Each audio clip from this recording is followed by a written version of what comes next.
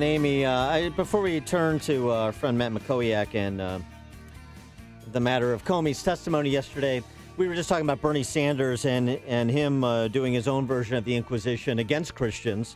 Russell Vought, Trump's nominee to be deputy director of OMB, and then the call we got from Frank in St. Charles, some kind of atheist or agnostic, about how just one form of brainwashing, comparing ISIS murdering people to Christians who believe what Russell Vought articulated in his exchange with Comrade Bernie.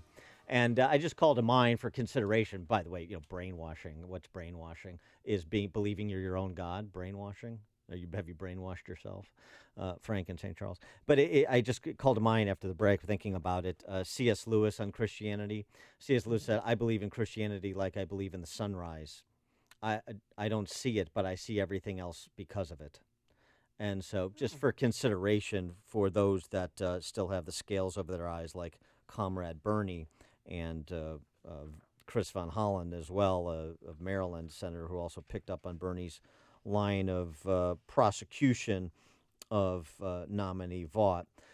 So yesterday, Comey testified, and the thing we learn, which is a perfect segue from C.S. Lewis, is we had a big coward as the FBI director. Yeah, he was a coward, and he was a leaker because he wanted to make sure a special prosecutor was assigned to this case. So he gave some information to his buddy, a professor, law professor at Columbia, and he didn't want to do it himself. Why? Why didn't you give those to somebody yourself rather than give them through a third party? Because I was worried the media was camping at the end of my driveway at that point, and I was actually going out of town with my wife to hide, and I worried it would be like feeding seagulls at the beach if it was I who gave it to the media. So I asked my friend, make sure this gets out. Admitted he was a leaker, a high-level leaker. Yeah, and it's just because he was in a rush to, spend the weekend with his wife. It's such disingenuous pap from this guy, and this kind of aw shucks country bumpkin routine that he does is so tiresome. Oh, yeah. And unnerving, particularly when he's caught applying different standards of conduct to different people, contradicting himself with respect to what he said in previous testimony before Congress, what he said in previous press conferences. It's just really an unfortunate matter, but I suspect he provided enough for both sides, but particularly Democrats, to feel emboldened to continue to demagogue this issue, even while suggesting multiple times that he told President Trump that he was not a subject of the Russian collusion investigation. He also told President Trump, or he characterized President Trump, well, at this one, this is classic Comey, he wants it every which way. On one hand, he says he issued me a directive to stop the Flynn investigation, which I ignored. On the other hand, he said, Trump also told me that he wanted the investigation to go wherever it was going to go with respect to his quote-unquote satellites, the people around him, and be done as expeditiously as possible, with the truth being whatever the truth turns out to be. And, and also I don't know Trump very well, so I don't know how to read him. It sounds like he's just scared of President Trump, too. Afraid, maybe. I don't know. I think he's just slippery. He's squirrely. I think he's like Mercury, this guy. Matt Mackowiak, he is a Republican strategist, president of the Potomac Strategy Group. He joins us now. Matt, thanks for being with us. Pleasure. Well, the president's personal attorney said, and the president followed this up with a tweet this morning, totally vindicated by what Jim Comey had to say, and so now we can all move on and focus on more important matters. A bit of wishful thinking by the president, but what about that response from him and his attorney? Yeah, I think the important thing to take away from the hearing, and I think there were a number of them, some of them good for Trump and some of them bad, but I think the most important thing to take away is it's now entirely clear why Trump fired Comey. And just for your listeners who don't like Donald Trump, try to take his name away for a second and just think about this. Think about being told 3 times by a prosecutor that you're not under investigation. Meanwhile, newspapers across the country or wherever you live are using blaring headlines saying that you are under investigation. and the person who told you you're not under investigation will not confirm it publicly. I mean, that must have been deeply, deeply frustrating for President Trump, and I think that's what we learned. It's one of the things we learned with the hearing. Comey did confirm something that Trump put in the letter that he sent to Comey when he fired him, that he had been told on 3 separate occasions that he was not under investigation. So obviously that's what the Trump legal team is seizing on. As you guys referenced, there were other important revelations. Obviously, the leak of the memo from Comey. Now, clearly, he must have worked through DOJ to make sure it wasn't classified. I highly doubt he would have released classified information. But that doesn't necessarily make it right. I mean, the public hasn't seen this memo. Congress hasn't even seen this memo. Congress had a hearing with Jim Comey yesterday and hadn't even seen the memo. But some lawyer at the Columbia Law School, who's a friend of Jim Comey's, has seen it. So that's going to lead to, I think, more questions for Jim Comey going forward. So is obstruction of justice still a possibility? I think it's a possibility, yes. Democrats are obviously going to be making, big demands on that. Based on the legal analysis I've seen, I don't think this rises to that level, and neither does Alan Dershowitz and Jonathan Turley, 2 of the leading liberal lawyers in the country. Obstruction of justice for who? Not the president. He's not even being investigated. Well, yeah, exactly. I mean, see, that's the interesting thing here is that, the Trump campaign is probably being investigated at some level, but Donald Trump personally is not being investigated. Look, again, the public doesn't really know what's going on. Robert Mueller, the former FBI director, is a special counsel. He's the only person now that really knows what's going on. And obviously, Jim Comey hasn't been there for a month, and so the investigation has probably moved forward since then. But look, I think Comey does have probably some concern. My guess is he was very careful in how he handled this memo. But it doesn't seem to me, look, it's not Comey's personal work product. It's work product that he did while he was FBI director. I imagine that is government property, not personal property. I guess he argued it was personal property. But, look, I mean, he doesn't like leaks, and except when he does them for himself. And so that is a reasonable question to ask Jim Comey about going forward. He also contradicted himself from his testimony in May before Congress when he said that he was not and would not be an anonymous source in any of these investigations. So he was. That's a lie. That's exactly right. And like any good lawyer, he's parsing his words. He basically said, well, I wasn't the source. I gave my memo to someone else.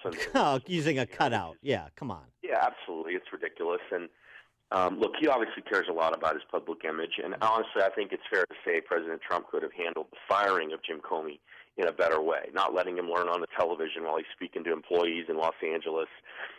He could have handled it probably better. You never want to create an enemy who has a lot of the nation's secrets in his own head. Well, I mean, I can understand that why there's no love loss, and instead of handling it better, I think he should have just handled it earlier. I think that's a good argument too. I mean, waiting. Part of the reason I think they waited is they wanted the Justice Department to complete the review of Comey's tenure as FBI director, and Rosenstein had to get confirmed. It took a while for him to get confirmed, even though he was, I think, unanimously or overwhelmingly confirmed as deputy AG. Yeah. He had 2 weeks. He completed the review. He put a memo together at President Trump's request, requesting that Comey be fired, and they fired him as soon as they could. But you're right. That probably should have happened in the transition or in the first couple weeks of the administration. But listen, there was never going to be a time when Democrats were going to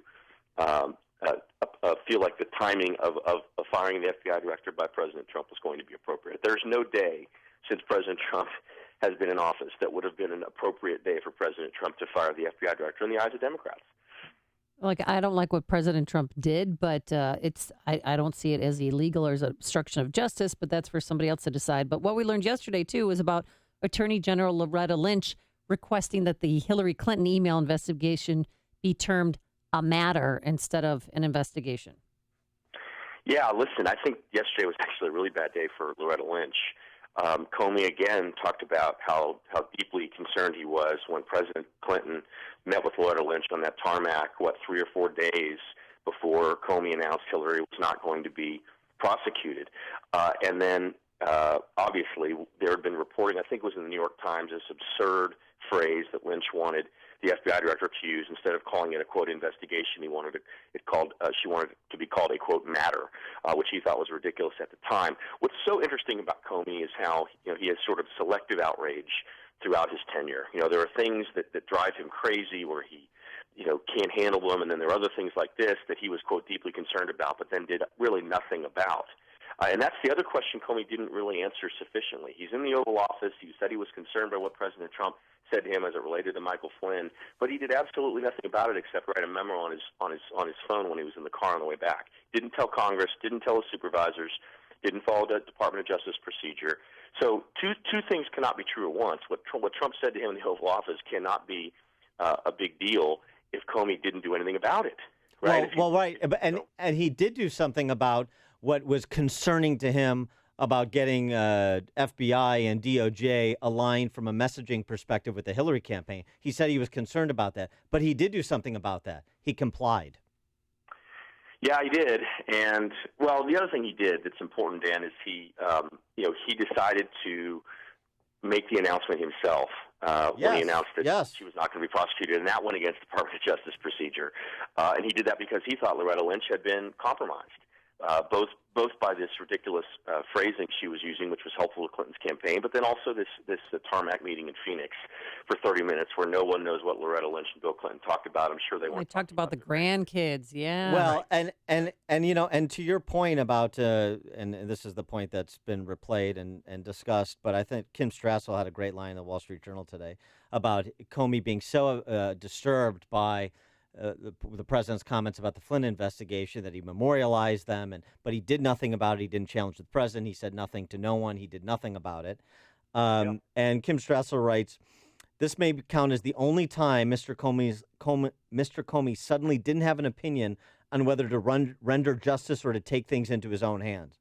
And she's right. I mean, this is the whole thing with this guy. He's morally pliable. He is lacking in character. He is in the business of politics. He is no different than most of the people who were sitting opposite him yesterday asking him questions.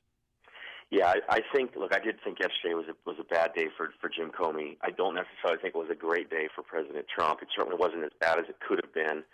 But yeah, Comey really raised more questions than he answered yesterday, I think. If any objective observer looking at this, there's just no consistency in how he decided to apply DOJ procedures to his job as FBI director. Different situations he handled differently. It was kind of just a changing, approach.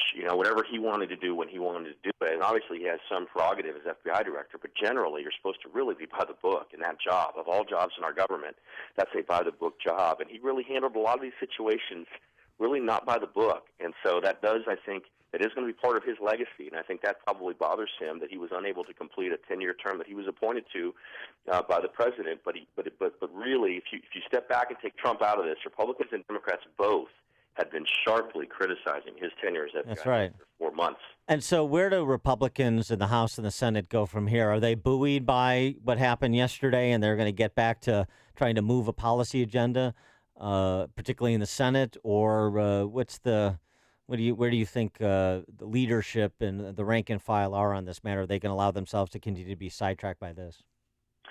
Well, I think the investigation will continue, and there'll still be news coverage. I mean, the media really is going after Trump, and they really feel like they have a chance to get him impeached one way or the other.